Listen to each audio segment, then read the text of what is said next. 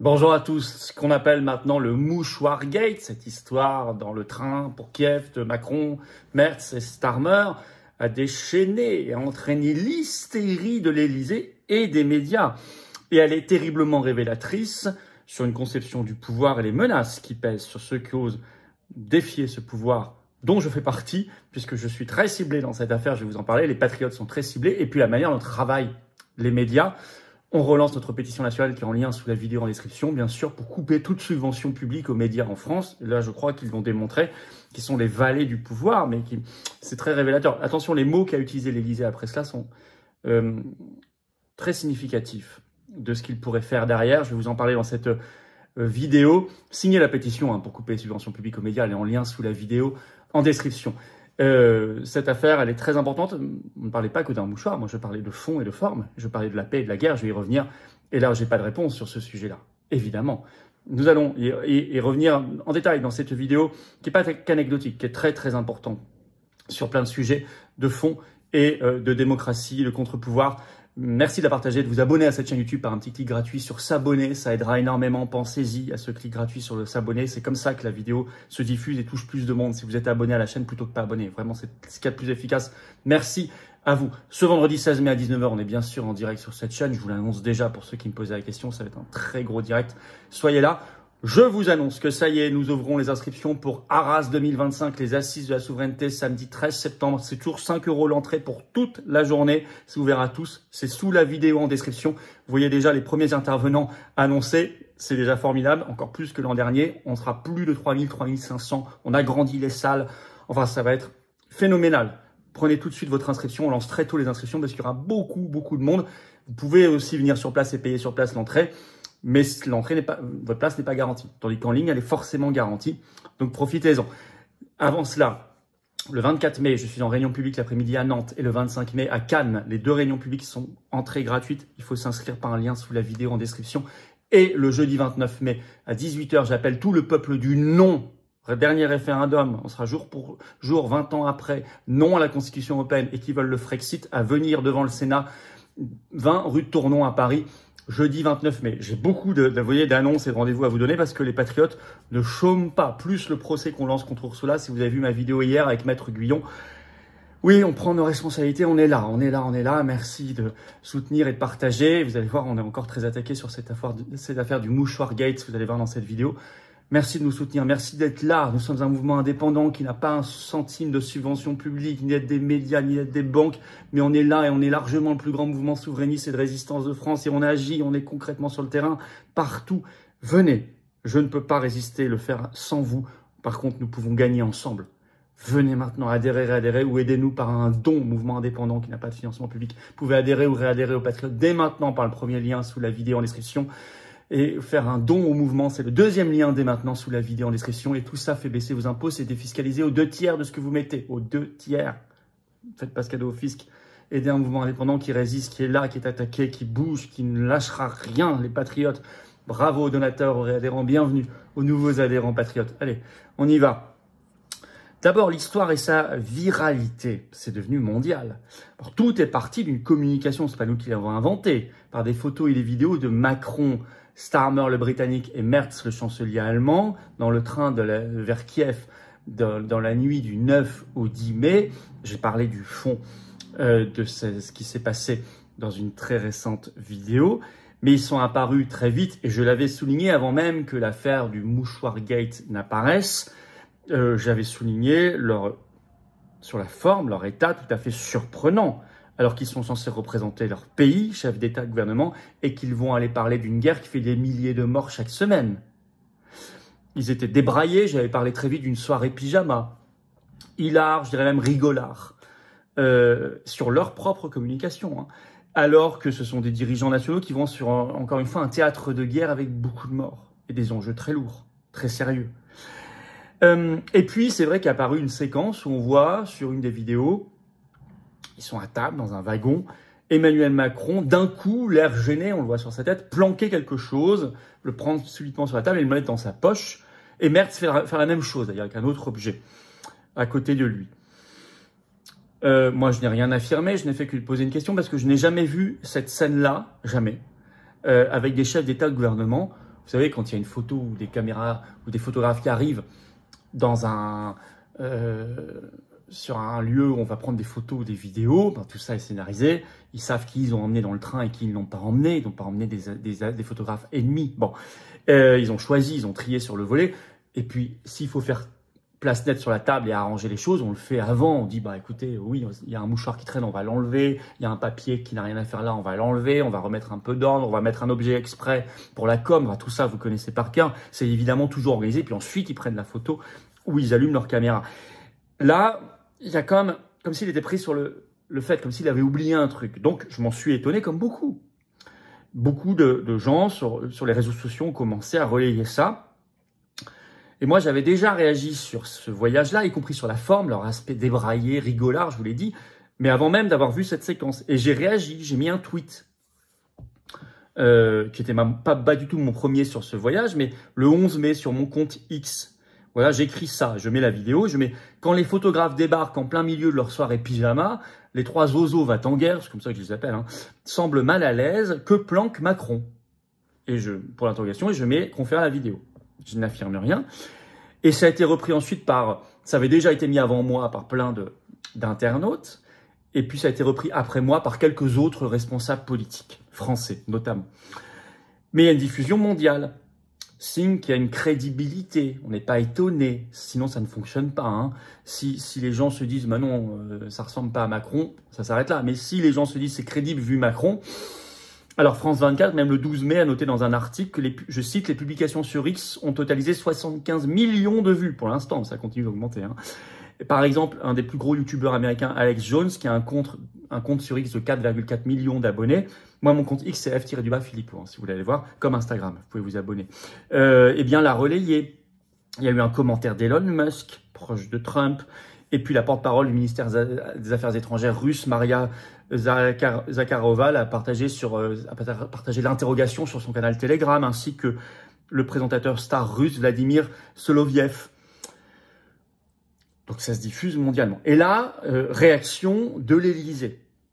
Et vous allez voir, le choix des mots n'est pas du tout anodin sur la suite.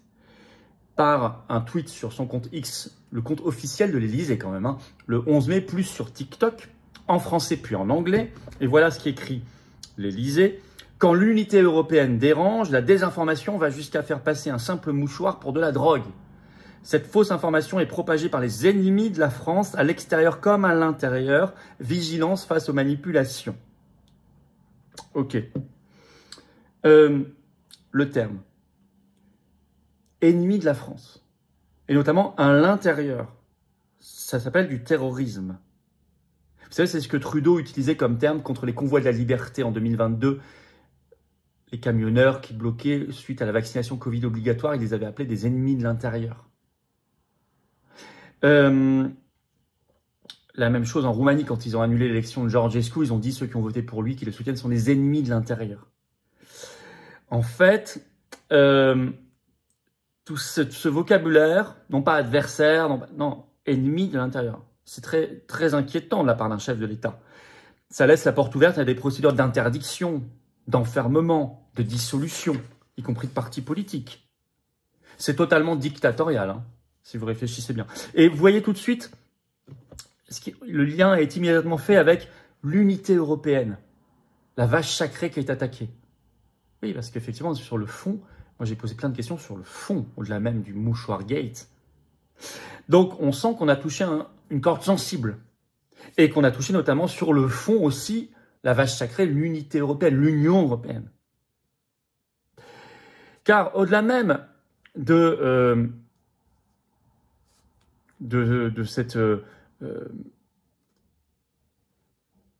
cette affaire, ce qui a interrogé le monde entier manifestement, c'est le comportement de Macron qui a interrogé, et de Starmer, et de Merz. C'est leur attitude débraillée, surexcitée, pas du tout adaptée.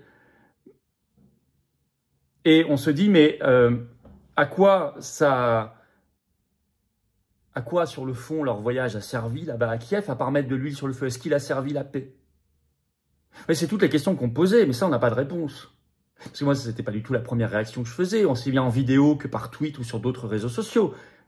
On n'a pas de réponse. Or, on peut s'interroger quand même. Je vais vous montrer une photo des années 80. Vous avez les trois mêmes dirigeants, président français, Premier ministre britannique et chancelier allemand. Donc à l'époque, c'était Mitterrand, Thatcher et Kohl. Je ne juge pas sur le fond. On ne va pas ici juger la politique des uns et des autres, toutes les critiques qu'on peut faire. Je vais vous montrer simplement la différence de tenue. Ça donnait ça à l'époque. Vous voyez? Photo de l'époque. Hein. On n'est pas tout à fait sur la soirée pyjama, là, avec les mouchoirs qui traînent, les petites cuillères, etc. Bon. Mouchoirs. Donc, on a le droit de poser ces questions-là. Mais non, non, non. On est des ennemis de l'intérieur et on remet en cause l'unité européenne. Alors, les médias, c'est encore quasiment pire que l'Élysée. Parce qu'ils ont repris toute la communication de l'Élysée en mode ultra agressif pour argent comptant. C'est tellement révélateur de ce que c'est devenu. C'est pour ça que je vous dis la pétition nationale contre les subventions publiques aux médias en France qu'on avait lancée. On la remet sous la vidéo en description si vous voulez la signer ou la relayer maintenant. Zéro débat de fond. Pour eux, forcément, ces gens-là sont impeccables, ne mentent jamais, disent la vérité. Et sur le fond, c'est très bien, ils œuvrent pour la paix. On n'a pas le droit même de questionner cela. Et on a des tonnes d'articles, où je suis beaucoup cité d'ailleurs, qui sont sortis. France 24, le 12 mai, a même interrogé Tristan Mendes France, fact-checker, qui, de son aveu même, n'a même pas réussi à montrer que ça venait directement de la Russie. Alors que d'habitude, ils sont si prompts, alors ils ont essayé de mélanger les Russes avec tout ça, mais ils n'ont pas réussi totalement à incriminer la Russie. Ils l'évoquent eux-mêmes, je cite. Même s'il n'est pas prouvé que la Russie soit l'origine de cette rumeur, le Kremlin l'a clairement instrumentalisée à des fins géopolitiques, profitant d'un moment diplomatique clé impliquant l'Allemagne, la France et le Royaume-Uni. Bon. Mais, vous voyez, il n'est pas prouvé que la Russie soit l'origine de cette rumeur. Tiens, pour une fois, ils n'ont pas réussi à asséner le truc. Et puis, dans toute la presse, on reprend le terme fake news, alors que les interrogations dépassent cette histoire de machin blanc, mouchoir. Non, on parle de fond, on a le droit de parler de la forme aussi, c'est très important, pour la crédibilité, l'image que ça renvoie de nos pays. Et puis, sur le fond, est-ce que c'est une mission diplomatique qui vise la paix ou qui vise à surexciter la guerre? On a le droit de poser ces questions, d'avoir des débats de fond, de proposer d'autres solutions. Ce que nous avons fait, ce que nous faisons au quotidien aux patriotes. Non, interdit, fake news. Vous avez même BFM TV qui titre, qui fait une chronique, un mouchoir qui agite les complotistes. On sort le terme, complotiste. LCI a fait hier, enfin ce 12 mai, 10 minutes au bas mot à l'antenne, peut-être plusieurs fois, je n'ai pas vu si c'était rediffusé, sur mon tweet. Le dernier, alors que j'en avais fait plein avant. Alors que moi, j'ai même pas dit c'est ça, j'ai posé une question. Alors, il fallait voir en plus toutes les critiques acerbes. J'ai eu le droit également dans le Huffington Post, sur France Info. Alors, France 2 m'avait appelé ce 12 mai après-midi. Je décroche, d'un coup, je vois un numéro, l'œil du 20h. Alors, il se présente jamais sous l'œil du 20h, il dit c'était France 2. On ne sait pas qui c'est. Enfin, moi, j'ai tout de suite compris que c'était l'œil du 20h au 20h. Il dit, vous voulez pas réagir sur le tweet que vous avez mis, etc. Alors, je savais très bien que c'était un reportage à la gloire de Macron pour nous faire passer pour des affreux. Et surtout, le problème, c'est que ils m'ont dit face caméra ou alors au téléphone. Le problème, c'est qu'au cas que vous fassiez dans ce genre de truc, c'est pas du tout en direct. Ensuite, ils gardent 10 secondes, un maximum, complètement monté, avec derrière la musique qu'ils veulent, les images qu'ils veulent, et ils gardent le passage qu'ils veulent sans votre argumentation, en fait. Donc, c'est complètement tronqué. Et en plus, à la fin, ils vous disent, ah bah c'est bon, vous avez fait votre temps de parole du trimestre. Donc moi, je leur ai répondu au téléphone, non, je vous répondrai ni face caméra, ni au téléphone. Je rentre pas dans votre jeu. Là, vous êtes le petit télégraphiste de l'Élysée. Je sais rien ce que vous allez faire. Le jour où France 2 m'invitera dans ses émissions politiques comme les 4 vérités matinales, ou d'autres émissions politiques, ou le 20h, ou le 13h, ce que vous voulez, ou des débats, alors on en reparlera. Mais là, vous me donnez 0 minute, 0 seconde de temps de parole, ainsi qu'aux patriotes. Et là, vous retrouvez subitement mon numéro de téléphone quand il s'agit de faire la com de l'Élysée, en me coupant, en me tronquant, en me donnant même pas la possibilité d'être en direct et de défendre une argumentation, et vous allez me faire passer pour je ne sais quoi. Je ne rentre pas dans votre jeu. Je vous donnerai pas le truc, la miette qui vous fera votre pub. Voilà. Moi, je rentre pas dans ce jeu-là. Il faut savoir leur dire non à ces gens-là. Il faut savoir leur dire non. Voilà. Quand ce sont des conditions déloyales qui ne servent que leurs intérêts à eux, il faut savoir leur dire non. Quand en plus, il n'y a rien en face. On ne vous propose pas une invitation dans une vraie émission politique. Rien. Bon. Je pense qu'il faut savoir leur tenir comme cela. Tête. Alors évidemment, toute leur argumentation, et j'ai vu le reportage au 20h, c'était évidemment, je l'ai vu ensuite sur les réseaux sociaux, à la gloire de Macron. Et je me suis dit que j'avais très bien fait de ne pas rentrer dans leur jeu parce qu'ils en font de la bouillie derrière. Et que la faiblesse, c'est de leur répondre. Je crois que la force, maintenant, c'est de savoir faire autrement. L'Élysée a démenti, par conséquent, c'est une infox. Ça, c'est le raisonnement des médias français. Puisque c'est démenti, c'est comme s'ils avaient fait une enquête. Mais c'est quoi leur enquête? Leur enquête, c'est juste de recopier un communiqué de presse de l'Élysée. Ils ont croisé leurs sources, ils ont fait une vraie enquête? Non. Si l'Élysée a démenti, c'est forcément faux. Car on sait bien qu'Emmanuel Macron ne ment jamais, effectivement. Et comme si l'argument d'autorité n'était pas le plus faible des arguments. Donc on est vraiment dans un journalisme de cours. Ce que j'ai mis sur X d'ailleurs. C'est très très révélateur. Très révélateur. Donc sur le fond, mettons en place des tests de dépistage réguliers des élus et des responsables de l'exécutif, dont le président de la République, sur les drogues. Ça réglera le problème. Il y en a dans plein de professions, pourquoi pas là? Moi, je suis très favorable à cela. On peut le faire sur l'alcool, ce que vous voulez, mais qu'on le fasse. Quand ils sont au travail, voilà. Et puis, le président de la République est toujours en représentation. Désolé pour lui, hein, tout le temps. Hein. Et puis, par ailleurs, sur le voyage à Kiev, oui, je le maintiens. Sur la forme et le fond, était une honte. Sur la forme, leur état surexcité, débraillé, rigolard était honteux pour l'image de la France, une nouvelle fois. Et sur le fond, la vraie question que les journalistes de cour ne posent évidemment jamais, est-ce que ces gens-là, est-ce que Macron et ses copains européistes cherchent vraiment la paix? À l'évidence, non. Ils cherchent la guerre, à poursuivre, à relancer la guerre dès que la paix devient possible. Et ça, nous le disons. Nous pouvons faire autrement et aller vraiment vers la paix. Et la France, en étant libre, sortie de l'Union européenne, pourrait être une puissance de paix et de dialogue. Sur le journalisme, stop aux subventions publiques, grand ménage nécessaire, suppression de l'Arcom, vrais médias, vive les médias indépendants. Il y a tout à changer. Pétition contre les subventions publiques aux médias sous la vidéo en description. Voilà, merci de partager la vidéo, de vous abonner à cette chaîne par un petit clic gratuit sur s'abonner. Pensez-y, ça aide beaucoup. Nous sommes un mouvement très important mais très attaqué. Aidez-nous et évidemment, inscrivez-vous pour les réunions publiques de Nantes puis Cannes, samedi 24 et dimanche 25 mai respectivement. Entrée gratuite l'après-midi sous la vidéo en description. Il y a les 2 liens d'inscription. Pensez à vous inscrire. Les places partent vite. Et nous avons lancé Arras 2025, les grandes assises de la souveraineté. Après le triomphe de 2024, 2500 personnes présentes. On va dépasser largement les 3000, 3500 cette fois-ci. On a grandi les salles, on fait plus grand, plus de choses, plus d'intervenants. Il y a encore d'autres intervenants qui vont s'inscrire. Le lien, c'est juste 5 € pour toute la journée, pour toute l'entrée. Il y a un parking gratuit, la gare à 10 minutes à pied. Enfin, vous connaissez, c'est extraordinaire, la restauration sur place. Inscrivez-vous dès maintenant par le lien sous la vidéo en description. J'insiste, c'est ouvert à tous adhérents ou pas. Et par ailleurs, évidemment, on se retrouve ce vendredi 16 mai à 19h, notre grand direct.